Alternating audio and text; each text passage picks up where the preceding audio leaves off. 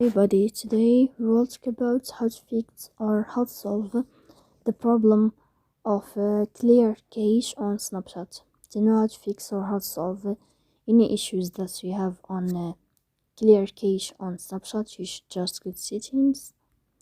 Here we click apps, default apps, app settings. Then this list you will enter to the window or to the app of clear cache. You will go to the app of Snapchat. Then you can click on first stop and you click OK. Here we'll enter to the window of storage. Then we can click clear cache. And as you see here, you can fix your problem and you can turn off your Wi-Fi. Then you can turn on your Wi-Fi again to fix that problem, as you see. So please don't forget to support us by like and subscribe. See you next time in another video.